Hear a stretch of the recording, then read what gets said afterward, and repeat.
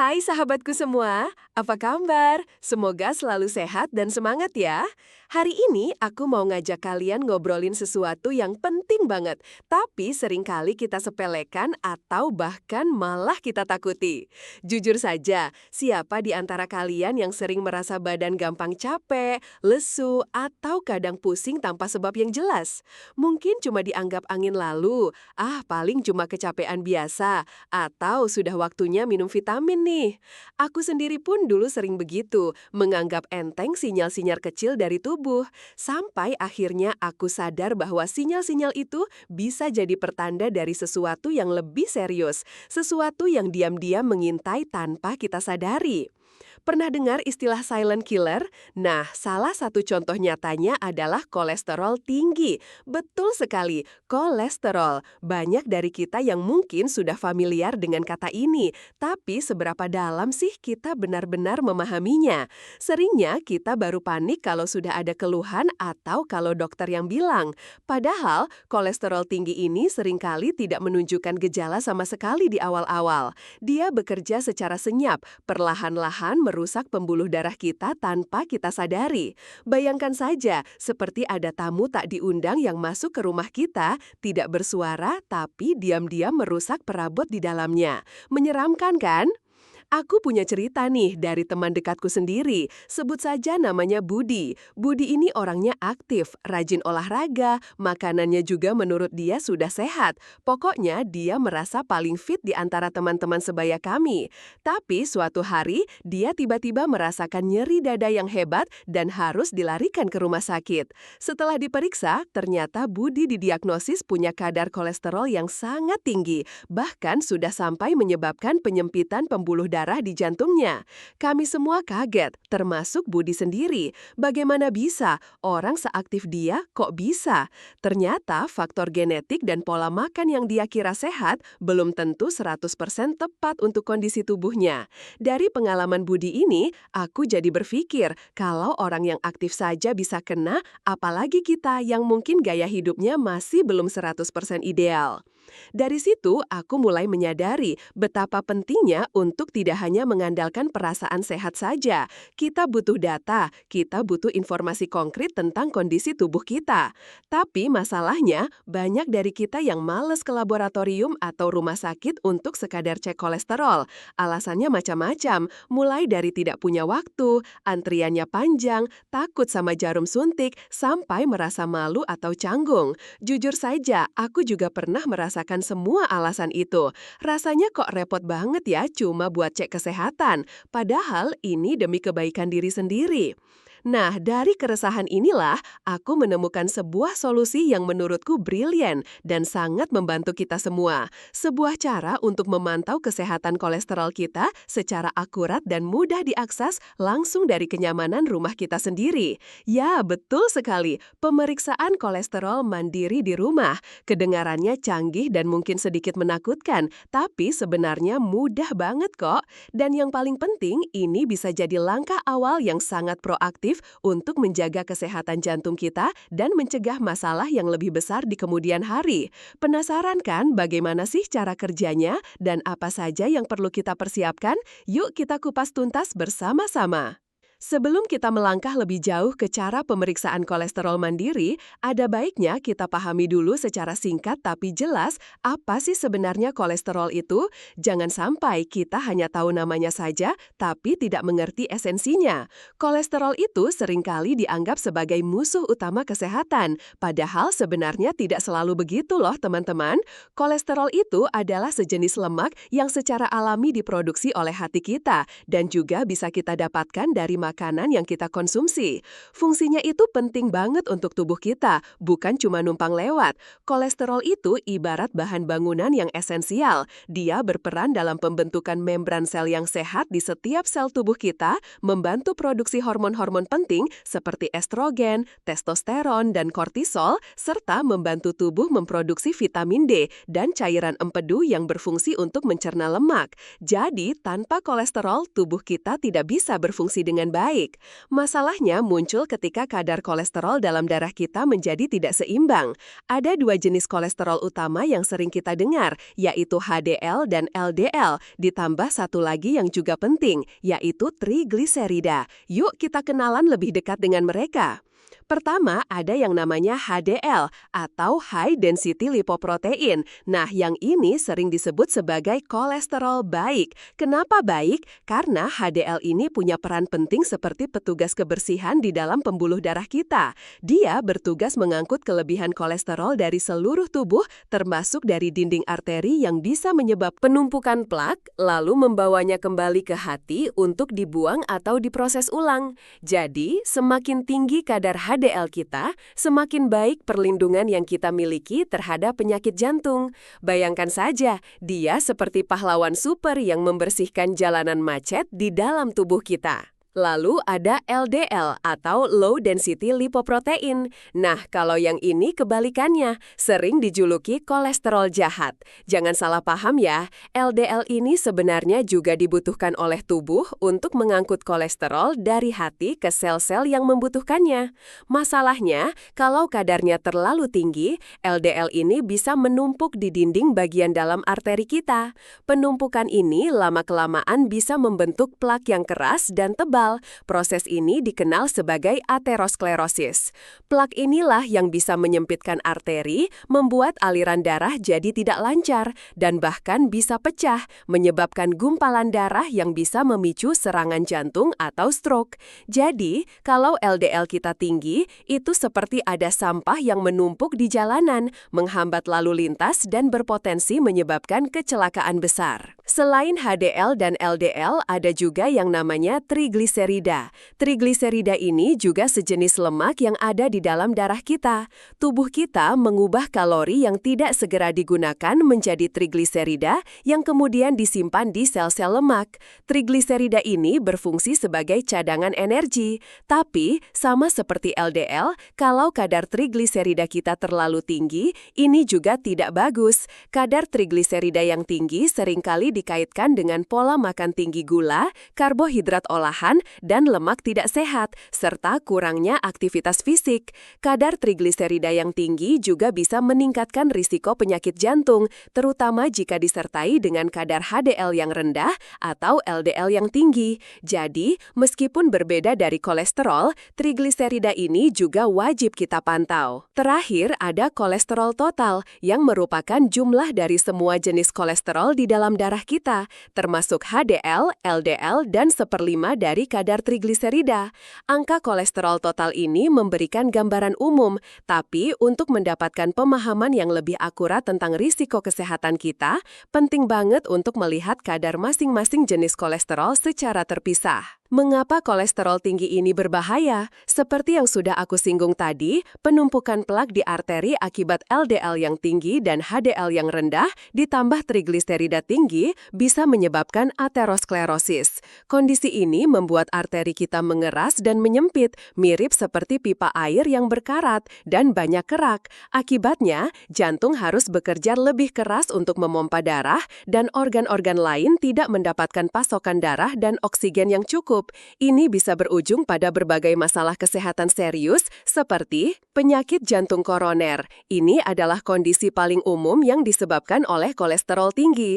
Arteri yang menyuplai darah ke jantung menjadi sempit, menyebabkan nyeri dada atau angina, bahkan serangan jantung jika aliran darah benar-benar terhenti. Stroke, jika plak menumpuk di arteri yang menuju otak, aliran darah ke otak bisa terganggu atau terhenti, menyebabkan stroke. Penyakit arteri perifer, mirip dengan penyakit jantung koroner, tapi terjadi di arteri yang menuju kaki dan tangan, menyebabkan nyeri, mati rasa, atau kram di anggota gerak. Dampak ke organ lain, kolesterol tinggi juga bisa berdampak pada ginjal, mata, dan organ-organ vital lainnya dalam jangka panjang. Yang lebih menakutkan lagi, kolesterol tinggi ini seringkali tidak menunjukkan gejala spesifik. Kamu bisa saja merasa baik-baik saja, aktif, dan tidak punya keluhan apapun, padahal di dalam tubuhmu, kolesterol jahat sedang menumpuk dan merusak pembuluh darah secara perlahan.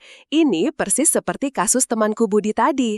Oleh karena itu, satu-satunya cara untuk mengetahui kadar kolesterol kita adalah dengan pemeriksaan darah. Ada beberapa faktor risiko yang bisa membuat seseorang lebih rentan memiliki kolesterol tinggi. Faktor-faktor ini bisa dibagi menjadi dua jenis, yaitu yang bisa kita ubah dan yang tidak bisa kita ubah. Faktor risiko yang bisa kita ubah meliputi pola makan tidak sehat, konsumsi makanan tinggi lemak jenuh dan lemak trans, misalnya gorengan, makanan cepat saji, makanan olahan, daging berlemak, produk susu tinggi lemak, bisa meningkatkan kadar LDL. Kurang aktivitas fisik, gaya hidup yang kurang gerak bisa menurunkan HDL dan meningkatkan LDL serta trigliserida. Merokok dapat merusak dinding pembuluh darah, membuatnya lebih rentan terhadap penumpukan plak, serta menurunkan kadar HDL.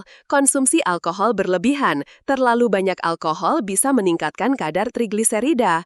Obesitas, kelebihan berat badan atau obesitas, terutama lemak di sekitar perut, seringkali dikaitkan dengan kolesterol tinggi, trigliserida tinggi, dan HDL rendah. Genetik, riwayat keluarga. Jika orang tua atau saudara kandung memiliki riwayat kolesterol tinggi atau penyakit jantung di usia muda, kamu mungkin memiliki kecenderungan genetik untuk hal yang sama. Usia dan jenis kelamin. Kadar kolesterol cenderung meningkat seiring bertambahnya usia. Sebelum menopause, wanita cenderung memiliki kadar LDL yang lebih rendah dibandingkan pria, tapi setelah menopause, kadar LDL wanita bisa meningkat. Nah, sekarang sudah tahu kan seberapa pentingnya untuk memantau kadar kolesterol kita? Bukan cuma buat orang tua, tapi juga buat kita yang masih muda. Karena masalah kolesterol ini bisa menyerang siapa saja tanpa pandang bulu. Tapi, seperti yang sudah aku bilang di awal, pergi ke laboratorium atau rumah sakit seringkali jadi PR besar buat kita. Entah itu karena sibuk, malas, atau bahkan takut. Lalu, bagaimana dong solusinya?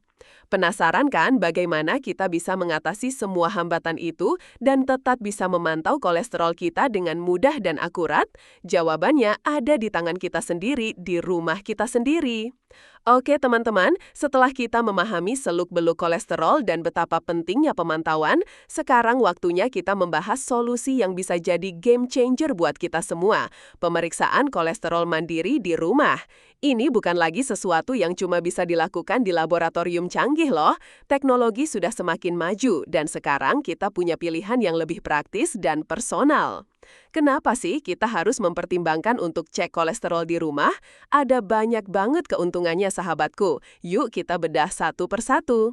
Pertama, kemudahan dan kenyamanan. Bayangkan saja, kamu tidak perlu lagi menyisihkan waktu khusus untuk pergi ke klinik atau rumah sakit, tidak perlu antri panjang, apalagi menghadapi kemacetan di jalan. Kamu bisa melakukan tes ini kapan saja kamu punya waktu luang, di pagi hari sebelum memulai aktivitas atau di akhir pekan saat santai. Praktis banget kan? Ini sangat cocok buat kita yang punya jadwal padat atau buat kamu yang tinggal jauh dari fasilitas kesehatan. Kedua, privasi. Bagi sebagian orang, membicarakan masalah kesehatan, apalagi yang berhubungan dengan gaya hidup, bisa jadi hal yang agak canggung atau memalukan. Dengan tes mandiri di rumah, kamu bisa menjaga privasi sepenuhnya. Tidak perlu khawatir ada yang melihat atau mendengar hasil tesmu. Kamu bisa fokus pada dirimu sendiri tanpa tekanan dari lingkungan sekitar.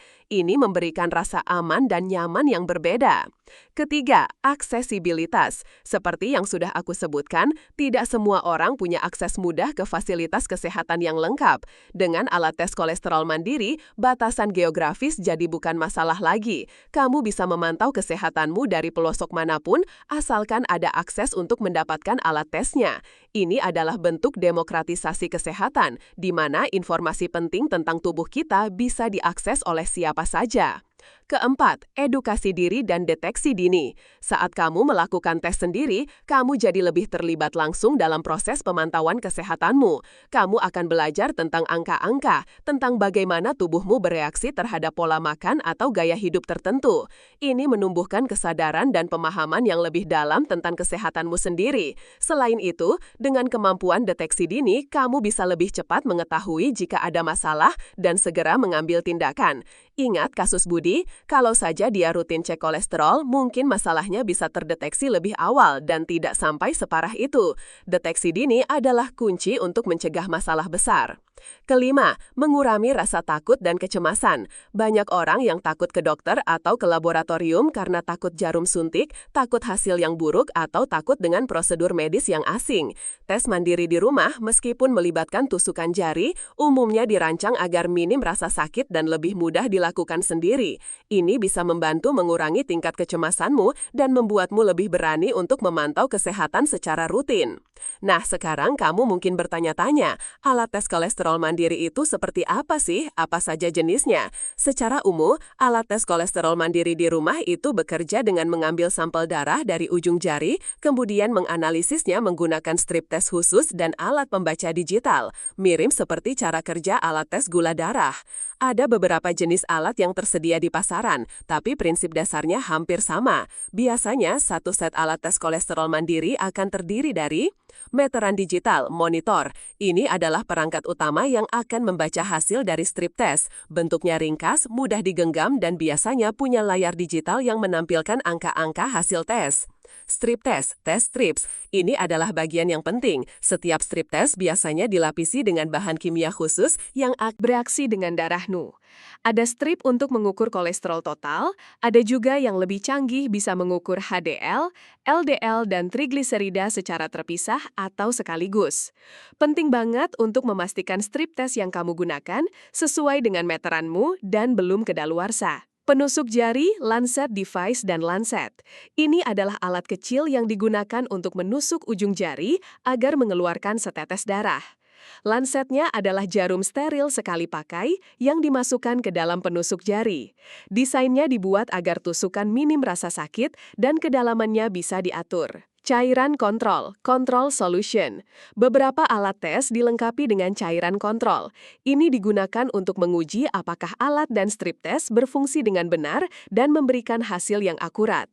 Fungsinya seperti kalibrasi kecil di rumah. Bagaimana prinsip kerjanya secara sederhana? Setelah kamu menusuk jari dan meneteskan darah ke strip test, darahmu akan bereaksi dengan bahan kimia di strip tersebut.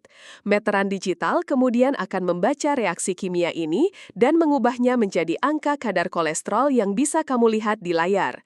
Prosesnya cepat, biasanya hanya butuh beberapa detik hingga beberapa menit. Dalam memilih alat yang tepat, ada beberapa hal yang perlu kamu perhatikan, sahabatku. Sertifikasi dan standar keamanan. Pastikan alat yang kamu pilih sudah memiliki sertifikasi dari Badan Kesehatan yang berwenang, seperti Kementerian Kesehatan di Indonesia, FDA di Amerika Serikat, atau CE Mark di Eropa. Ini menjamin bahwa alat tersebut aman dan telah memenuhi standar kualitas. Reputasi merek. Pilih merek yang sudah dikenal dan terpercaya. Biasanya, merek-merek ini memiliki dukungan pelanggan yang lebih baik dan ketersediaan strip test yang lebih mudah ditemukan. Kemudahan penggunaan.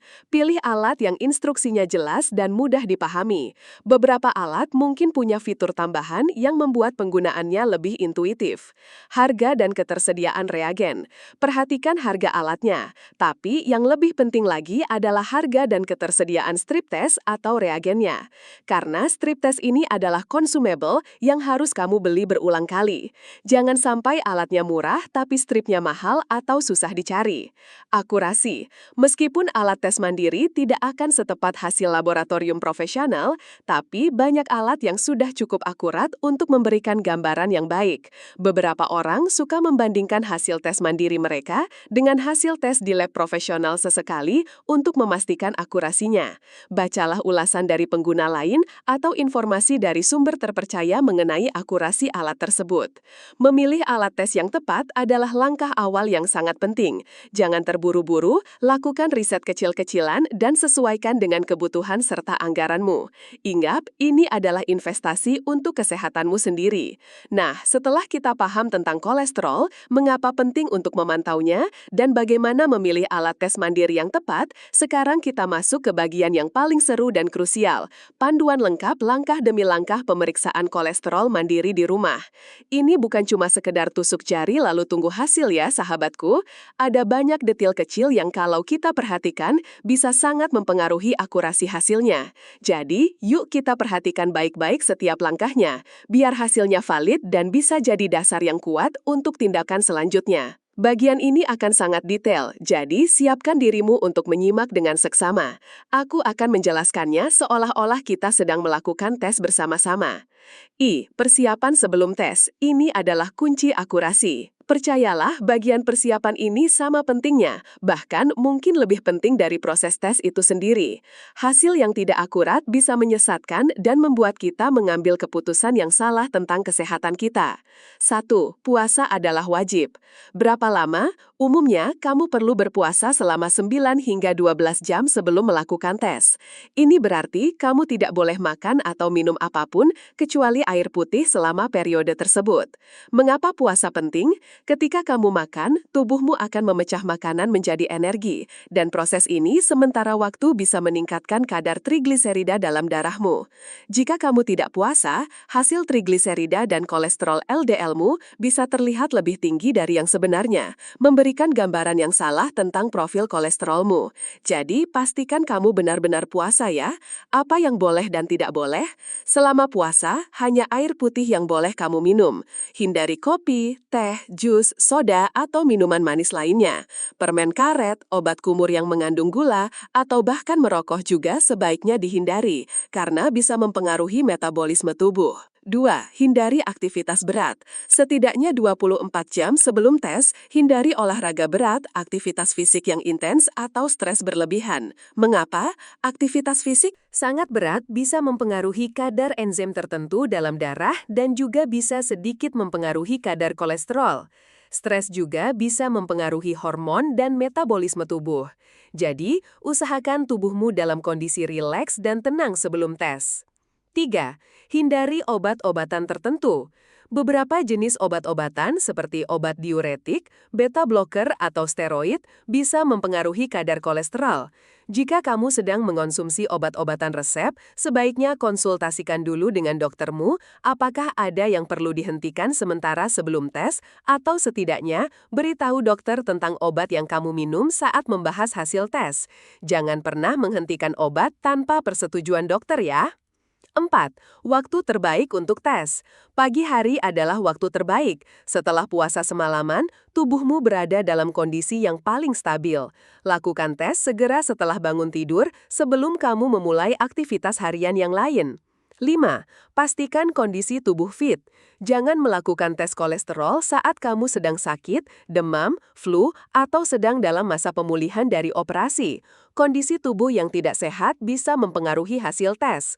Bagi wanita, sebaiknya hindari tes saat sedang menstruasi karena perubahan hormon juga bisa mempengaruhi hasilnya.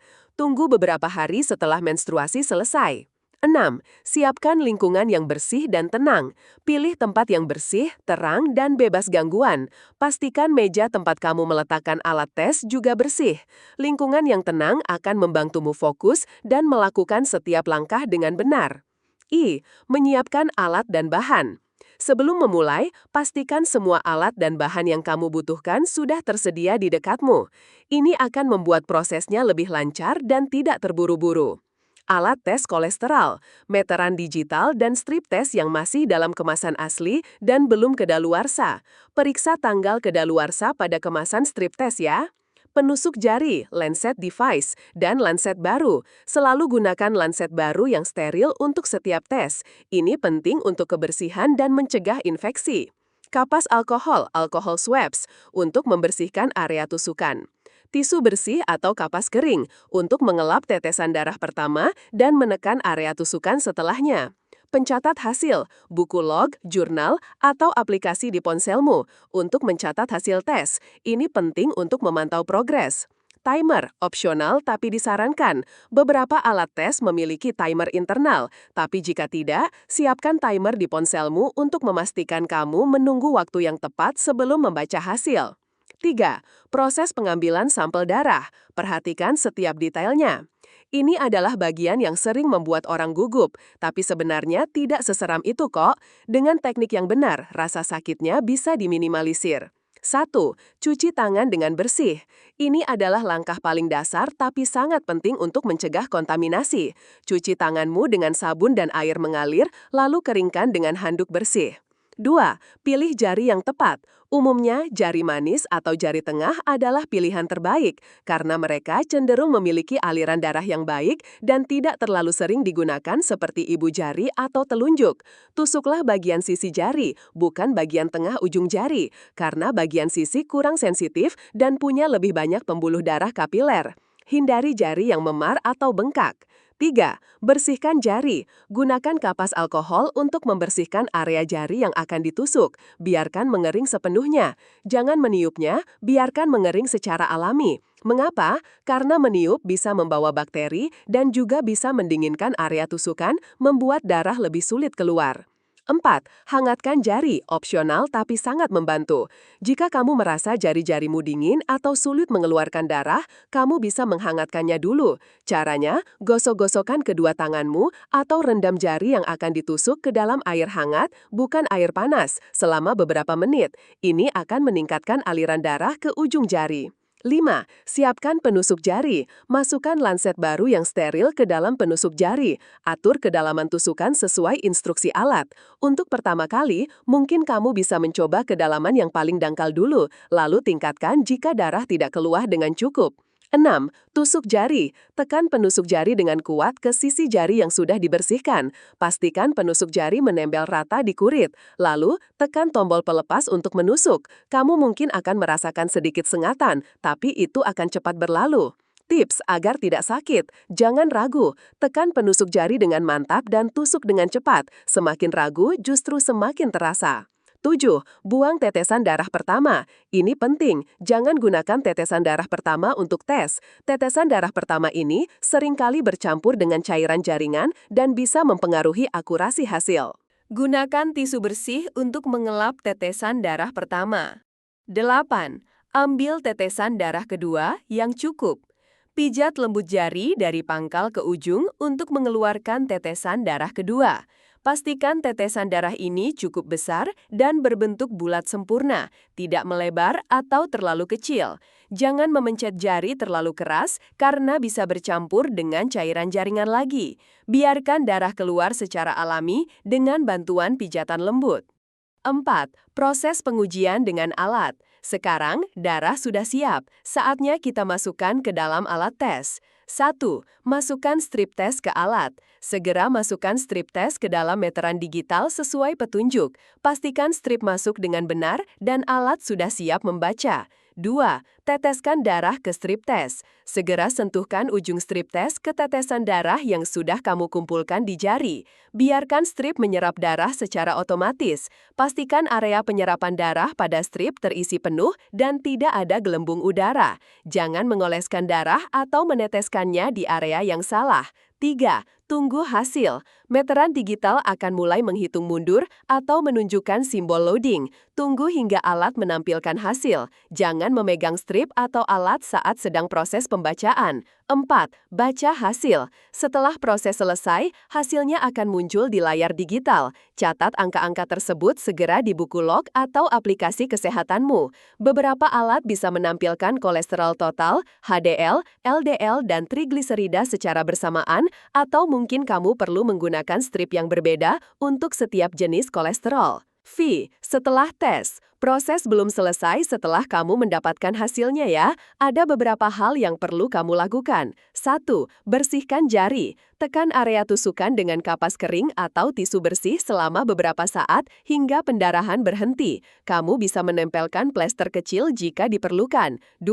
Buang limbah medis dengan benar. Lanset yang sudah terpakai adalah limbah medis tajam. Jangan membuangnya begitu saja ke tempat sampah biasa. Masukkan ke dalam wadah khusus limbah tajam, misalnya botol plastik tebal yang tidak mudah tembus atau wadah lain yang aman. Strip test juga sebaiknya dibuang dengan hati-hati. 3. Catat hasil. Ini sangat penting. Catat tanggal, waktu, dan semua angka hasil tes. Kolesterol total, HDL, LDL, trigliserida. Catat juga kondisi khusus yang mungkin mempengaruhi hasil, misalnya kamu merasa sedikit kurang enak badan atau lupa puasa lebih dari 12 jam. Catatan ini akan sangat berguna untuk memantau tren dan saat kamu berkonsultasi dengan dokter. 4. Bersihkan alat. Jika meteranmu kotor terkena darah, bersihkan dengan tisu lembab atau kapas alkohol, lalu keringkan. Simpan alat di tempat yang kering dan aman sesuai instruksi pabrik. V. Memahami hasil tes. Apa artinya angka-angka itu? Setelah semua proses selesai, kamu akan melihat beberapa angka di layar alatmu. Tapi, apa sih arti dari angka-angka itu?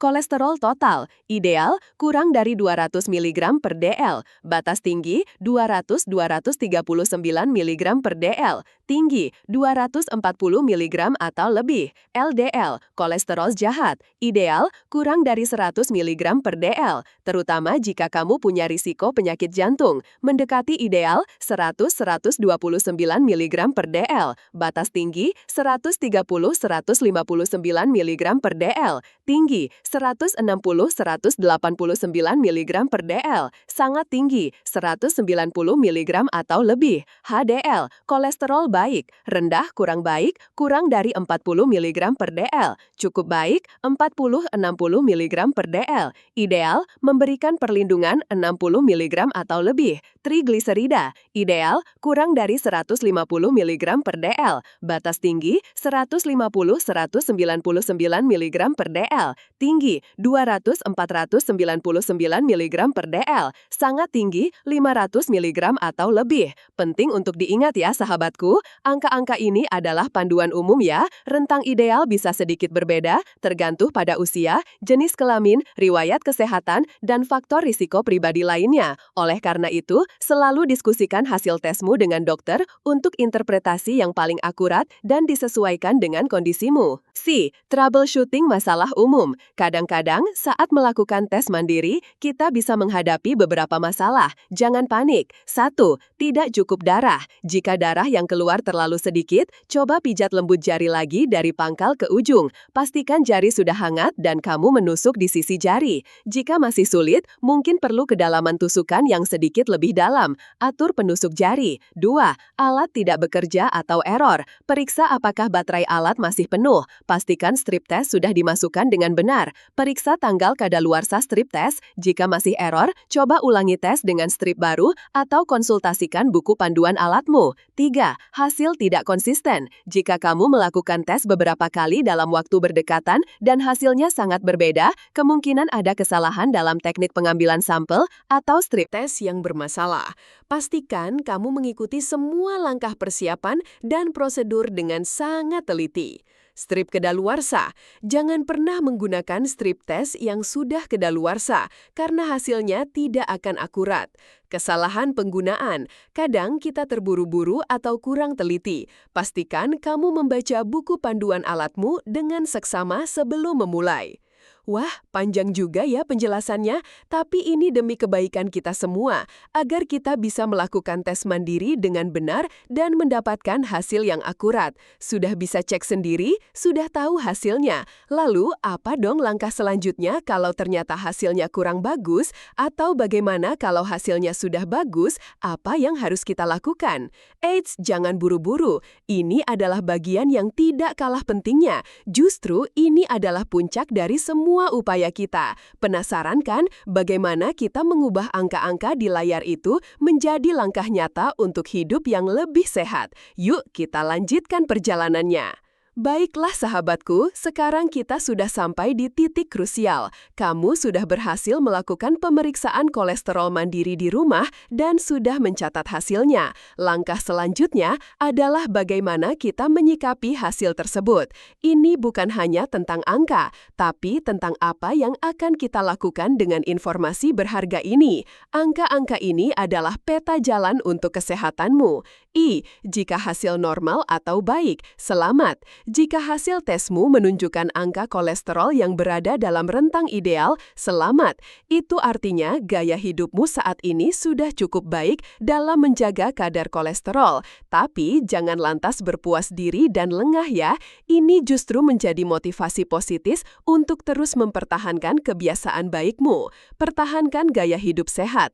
Teruslah mengonsumsi makanan bergizi seimbang, rajin berolahraga, menjaga berat badan ideal, dan menghindari kebiasaan buruk seperti merokok atau minum alkohol berlebihan. Konsistensi adalah kunci. Jadwalkan tes rutin berikutnya. Meskipun hasilnya bagus, bukan berarti kamu tidak perlu memantau lagi. Jadwalkan tes kolesterol rutin, misalnya setahun sekali atau sesuai saran dokter, untuk memastikan bahwa kadar kolesterolmu tetap terjaga. Ingat, kondisi tubuh dan gaya hidup kita bisa berubah seiring waktu. Motivasi positif, gunakan hasil baik ini sebagai penyemangat. Lihatlah, usahamu selama ini membuahkan hasil. Teruslah berinvestasi pada kesehatanmu, karena ini adalah aset paling berharga yang kamu miliki. Bayangkan betapa nyamannya hidup tanpa harus khawatir berlebihan tentang risiko penyakit yang bisa dicegah. Jika hasil menunjukkan kolesterol tinggi, jangan panik, ini saatnya bertindak. Nah, bagaimana jika hasil tesmu menunjukkan bahwa kadar kolesterolmu sedikit di atas batas normal atau bahkan tinggi? Ini adalah momen yang sangat penting. Reaksi pertama mungkin panik atau cemas, itu wajar. Tapi ingat, informasi ini adalah berkah, bukan kutukan. Ini adalah kesempatan emas bagimu untuk bertindak sebelum masalahnya menjadi lebih serius. 1. Jangan panik. Kunci pertama adalah tetap tenang. Kolesterol tinggi bukanlah vonis mati, tapi sebuah peringatan dini yang memberimu kesempatan untuk membuat perubahan positif. Banyak orang yang berhasil menurunkan kadar kolesterol mereka hanya dengan perubahan gaya hidup. 2. Konsultasi dokter adalah langkah krusial. Ini adalah langkah yang tidak bisa ditawar. Meskipun kamu sudah cek mandiri di rumah, hasil tersebut perlu dikonfirmasi dan diinterpretasikan oleh tenaga medis profesional. Dokter akan melakukan pemeriksaan lebih lanjut, mungkin tes darah di laboratorium untuk hasil yang lebih presisi, dan akan mempertimbangkan riwayat kesehatanmu, faktor genetik, serta kondisi kesehatan lainnya untuk memberikan diagnosis yang akurat. Dokter juga yang akan menentukan apakah kamu perlu perubahan gaya hidup saja atau juga perlu pengobatan. Jangan pernah menunda konsultasi ini ya sahabatku, anggaplah ini sebagai langkah awal yang paling penting dalam perjalananmu menuju kesehatan yang lebih baik. 3. Perubahan gaya hidup. Ini adalah senjata utama kita. Setelah berkonsultasi dengan dokter dan mendapatkan diagnosis, kemungkinan besar dokter akan menyarankan perubahan gaya hidup, dan ini adalah bagian di mana kita punya kendali penuh. Ingat, gaya hidup sehat bukan cuma untuk menurunkan kolesterol, tapi untuk meningkatkan kualitas hidup secara keseluruhan. Mari kita bahas detailnya, karena ini akan menjadi fondasi utamamu. C. Pola makan sehat. Makanan adalah obatmu. Batasi lemak jenuh dan lemak trans. Ini adalah musuh utama LDL. Lemak jenuh banyak ditemukan pada daging merah berlemak, kulit ayam, produk susu tinggi lemak, susu full cream, keju, mentega, serta minyak kelapa dan minyak sawit. Lemak trans biasanya ada pada makanan olahan, makanan cepat saji, kue-kue kemasan, dan gorengan yang digoreng berulang kali. Baca label nutrisi dengan teliti. Pilih lemak sehat, ganti lemak jenuh dengan lemak tak jenuh tunggal dan ganda. Sumbernya antara lain alpukat, minyak zaitun, kacang-kacangan, almond, kenari, biji-bijian, biji chia, biji rami, serta ikan berlemak seperti salmon, tuna, dan makarel yang kaya omega 3. Lemak sehat ini bisa membantu meningkatkan HDL dan menurunkan LDL. Perbanyak serat larut. Serat larut ini seperti spons kecil di saluran pencernaanmu. Dia mengikat kolesterol dan membawanya keluar dari tubuh sebelum diserap. Sumber serat larut yang sangat baik antara lain oatmeal, barley, buah-buahan, apel, pir, jeruk, sayuran, brokoli, wortel, dan kacang-kacangan, kacang merah, kacang polong.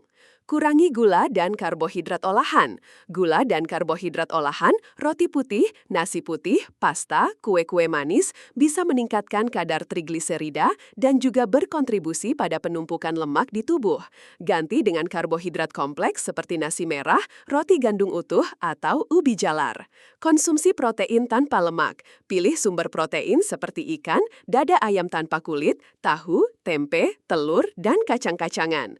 Contoh menu sehari-hari yang sehat, sarapan, oatmeal dengan buah beri dan sedikit kacang almond, atau telur rebus dengan roti gandum. Makan siang, nasi merah dengan ikan bakar atau panggang, tumis sayuran hijau, dan tempe tahu. Camilan, buah-buahan segar, segenggam kacang-kacangan, atau yogurt rendah lemak. Makan malam, dada ayam panggang dengan salad sayuran dan ubi jalar panggang.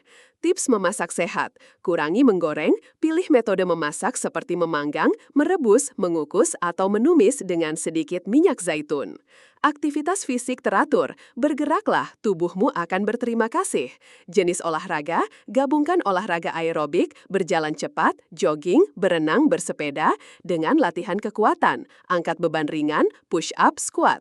Durasi dan frekuensi, usahakan setidaknya 30 menit aktivitas aerobik intensitas sedang 5 hari seminggu atau total 150 menit per minggu. Untuk latihan kekuatan, lakukan 2 hingga 3 kali seminggu. Manfaat olahraga, olahraga secara teratur tidak hanya membantu menurunkan LDL dan trigliserida, tapi juga secara signifikan dapat meningkatkan kadar HDL atau kolesterol baikmu. Selain itu, olahraga juga membantu menjaga berat badan, menurunkan tekanan darah, dan mengurangi stres. Tips memulai, jika kamu belum terbiasa olahraga, mulailah perlahan. Jalan kaki 15 menit setiap hari, lalu tingkatkan durasi dan intensitasnya secara bertahap. Ajak teman atau keluarga agar lebih semangat. Jadikan olahraga bagian dari gaya hidup, bukan sekedar tugas. Menjaga berat badan ideal, beban yang lebih ringan untuk hati. Hubungan obesitas dengan kolesterol tinggi, kelebihan berat badan, terutama lemak perut, sangat erat kaitannya dengan kolesterol tinggi, trigliserida tinggi, dan HDL rendah. Setiap kilogram berat badan yang berhasil kamu turunkan bisa memberikan dampak positif pada profil kolesterolmu. Cara mencapai dan mempertahankannya, kombinasi pola makan sehat dan aktivitas fisik teratur adalah kuncinya. Tetapkan target berat badan yang realistis dan fokus pada prosesnya, bukan hanya pada angka di timbangan. Berhenti merokok dan batasi alkohol, investasi untuk pembuluh darahmu. Dampak buruk rokok. Merokok secara langsung merusak dinding pembuluh darah, membuatnya lebih rentan terhadap penumpukan plak kolesterol. Rokok juga menurunkan kadar HDL. Berhenti merokok adalah salah satu hal terbaik yang bisa kamu lakukan untuk kesehatan jantungmu. Dampak alkohol. Konsumsi alkohol berlebihan bisa meningkatkan kadar trigliserida. Jika kamu minum alkohol, lakukan dalam batas moderat, maksimal 1 gelas per hari untuk wanita dan 2 gelas per hari untuk pria. Kelola stres, tenangkan pikiran, tenangkan tubuh. Hubungan stres dengan kolesterol. Stres kronis bisa memicu tubuh melepaskan hormon yang dapat meningkatkan kadar kolesterol. Selain itu, orang yang stres cenderung memiliki kebiasaan makan yang tidak sehat atau kurang berolahraga. Teknik relaksasi, temukan cara untuk mengelola stresmu. Meditasi, yoga, membaca buku, mendengarkan musik, menghabiskan waktu dengan orang terkasih, atau melakukan hobi yang kamu nikmati bisa sangat membantu. Tidur cukup, istirahat yang berkualitas. Tidur yang cukup dan berkualitas 7 hingga 9 jam per malam untuk orang dewasa sangat penting untuk kesehatan secara keseluruhan. Keseluruhan termasuk metabolisme kolesterol. Kurang tidur bisa mempengaruhi hormon yang mengatur nafsu makan dan metabolisme, yang pada akhirnya bisa berdampak pada kadar kolesterol. 3. Hidrasi yang cukup. Meskipun tidak secara langsung mempengaruhi kolesterol, minum air putih yang cukup sangat penting untuk menjaga fungsi tubuh secara optimal dan mendukung proses metabolisme yang sehat. 4. Obat-obatan jika diresepkan dokter. Dalam beberapa kasus, terutama jika perubahan gaya hidup saja tidak cukup atau jika kamu memiliki faktor risiko yang tinggi, dokter mungkin akan meresepkan obat-obatan penurun kolesterol, seperti statin. Pentingnya patuh. Jika dokter meresepkan obat, minum obat sesuai petunjuk dan jangan pernah menghentikannya tanpa persetujuan dokter. B. Bukan pengganti gaya hidup sehat. Ingat, obat-obatan adalah alat bantu, bukan pengganti gaya hidup sehat. Mereka bekerja paling efektif ketika dikombinasikan dengan pola makan sehat dan aktivitas fisik teratur. Perjalanan ini memang butuh komitmen, sahabatku. Tidak ada jalan pintas untuk kesehatan yang optimal, tapi hasilnya sepadan, sungguh sepadan. Bayangkan, kamu bisa hidup lebih lama, lebih aktif, dan menikmati setiap momen bersama orang-orang yang kamu sayangi tanpa dihantui rasa khawatir. Ini adalah investasi terbaik yang bisa kamu berikan untuk dirimu sendiri. Tapi tunggu dulu, ini bukan hanya tentang sekali bertindak loh.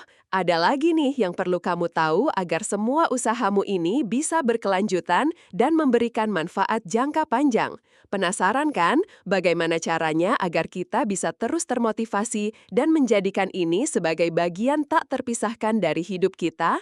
Yuk kita teruskan obrolan penting ini. Oke sahabatku, kita sudah sampai di bagian terakhir dari obrolan panjang kita tentang kolesterol dan pemeriksaan mandiri di rumah. Setelah semua informasi yang sudah kita bahas, dari mengenal kolesterol, pentingnya pemantauan, cara tes mandiri yang akurat, hingga langkah-langkah konkret untuk mengubah gaya hidup, ada satu hal lagi yang sangat fundamental. Bagaimana kita menjaga motivasi positif dan menjadikan semua ini sebagai bagian dari perjalanan kesehatan jangka panjang kita. Ini bukan sprint, tapi maraton, dan kita butuh semangat yang membara untuk terus melangkah. A. Jadikan kebiasaan, bukan cuma sekali cek. Ingat, pemeriksaan kolesterol mandiri di rumah itu bukan cuma untuk sekali dua kali. Ini adalah alat yang sangat powerful untuk memantau tren kesehatanmu. Jadikanlah kebiasaan rutin, mungkin setiap 3 bulan, 6 bulan, atau setahun sekali, tergantung kondisi dan saran doktermu. Dengan rutin memantau, kamu bisa melihat bagaimana perubahan pola makan atau rutinitas olahragamu mempengaruhi kadar kolesterol. Ini akan memberimu data dan bukti nyata bahwa usahamu membuahkan hasil atau justru memberimu peringatan jika ada yang perlu diperbaiki. Konsistensi adalah kunci untuk mencegah masalah sebelum ia membesar. B. Catat dan pantau. Buku log adalah sahabatmu. Seperti yang sudah aku sebutkan, mencatat hasil tes itu penting banget. Anggap saja buku log atau aplikasi kesehatanmu sebagai jurnal pribadi untuk perjalanan kesehatanmu. Dengan mencatat tanggal, waktu, dan semua angka, kolesterol total, HDL, LDL, trigliserida, kamu bisa melihat progresmu dari waktu ke waktu. Melihat grafik atau angka yang membaik bisa menjadi motivasi yang luar biasa. Sebaliknya, jika ada angka yang memburuk, ini jadi alarm untuk segera bertindak. Jangan pernah meremehkan kekuatan dari data yang tercatat rapi. Ini memberimu kekuatan untuk melihat pola dan membuat keputusan yang lebih cerdas. 3. Ajak keluarga dan teman, edukasi lingkungan sekitar. Kesehatan itu bukan cuma urusan pribadi loh. Kolesterol tinggi seringkali disebabkan oleh gaya hidup yang cenderung sama dalam satu lingkungan, misalnya di keluarga. Ajaklah anggota keluargamu atau teman-teman terdekatmu untuk ikut peduli terhadap kesehatan kolesterol mereka. Bagikan informasi yang sudah kamu dapatkan hari ini. Mungkin mereka juga punya kekhawatiran yang sama, tapi belum tahu solusinya. Dengan saling mendukung, perjalanan menuju hidup sehat akan terasa lebih ringan dan menyenangkan. Kamu bisa jadi agen perubahan positif di lingkunganmu. 4. Kekuatan ada di tanganmu, kamu yang pegang kendali. Salah satu hal paling memberdayakan dari pemeriksaan kolesterol mandiri di rumah adalah kamu mengambil alih kendali atas kesehatanmu sendiri. Kamu tidak lagi pasif, menunggu dokter atau menunggu gejala muncul. Kamu proaktif, mencari tahu, memahami, dan bertindak. Ini adalah bentuk self-care yang paling nyata. Sadarilah bahwa kamu punya kekuatan untuk membuat pilihan-pilihan kecil setiap hari yang akan membentuk kesehatanmu di masa depan. Setiap sendok makanan yang kamu pilih, setiap langkah yang kamu ayunkan, itu semua adalah keputusan yang berarti. 5. Jangan takut, hadapi. Kolesterol tinggi bukan akhir dunia. Saat pertama kali melihat hasil kolesterol yang tinggi, rasa takut dan cemas itu datang. Tapi ingat, ini bukan akhir dari segalanya. Ini adalah awal dari babak baru dalam hidupmu.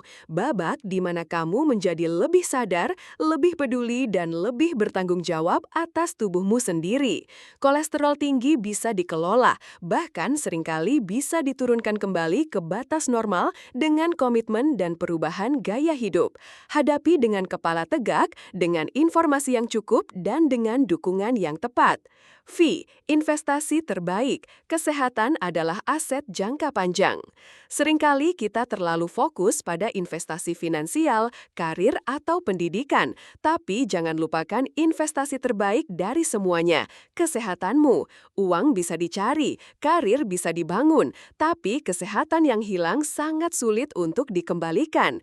Dengan menjaga kolesterolmu, kamu sedang berinvestasi untuk masa depan yang lebih panjang, lebih aktif, dan lebih bermakna. Ini adalah investasi yang akan memberimu dividen berupa energi, kebahagiaan, dan kemampuan untuk menikmati hidup sepenuhnya. V. Nikmati prosesnya. Menjaga kesehatan itu bisa menyiksa. Tidak sama sekali. Kamu bisa menikmati prosesnya. Eksplorasi resep-resep makanan sehat yang lezat, coba jenis olahraga baru yang kamu suka, atau temukan teman yang punya minat hidup sehat yang sama. Jadikan ini sebagai petualangan, bukan tugas. Ketika kamu menikmati prosesnya, itu akan menjadi kebiasaan yang mudah dipertahankan dan memberikan kebahagiaan tersendiri. Kisah inspiratif fiktif, perjalanan Sarah menuju hidup lebih sehat. Aku punya satu cerita lagi nih tentang temanku, sebut saja Sarah. Sarah ini awalnya sama seperti kita, suka makan enak, kurang gerak, dan merasa belum waktunya untuk peduli kolesterol. Sampai suatu hari dia mencoba cek kolesterol mandiri di rumah setelah mendengar ceritaku. Hasilnya, kolesterol totalnya tinggi dan LDL-nya juga di atas batas. Awalnya dia kaget dan sedih, tapi setelah kami ngobrol panjang lebar, dia memutuskan untuk bertindak. Sarah mulai mengubah pola makannya secara perlahan, mengurangi gorengan dan makanan manis, serta memperbanyak sayur dan buah. Dia juga mulai jalan kaki setiap sore di sekitar kompleks rumahnya. Setiap bulan, dia rutin cek kolesterol mandiri dan mencatatnya di buku kecil. Awalnya, perubahannya kecil, tapi dia tidak menyerah. Dia terus konsisten. Setelah 6 bulan, Sarah kembali cek ke lab profesional, dan hasilnya sungguh mengejutkan. Kolesterol totalnya turun signifikan, LDL-nya kembali ke rentang normal, dan HDL-nya bahkan sedikit meningkat. Sarah merasa jauh lebih bugar, lebih berenergi, dan yang paling penting, dia merasa lebih berdaya karena dia tahu dia bisa mengendalikan kesehatannya sendiri. Kisah Sarah ini membuktikan bahwa dengan informasi yang tepat dan komitmen, kita semua bisa membuat perubahan besar.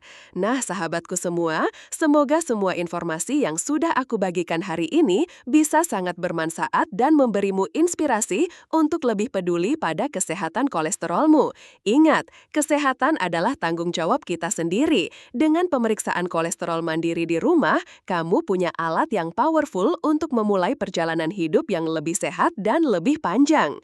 Jangan tunda lagi, yuk mulai langkah kecil hari ini untuk kesehatan yang lebih baik di masa depan. Kamu layak mendapatkan hidup yang sehat dan penuh energi.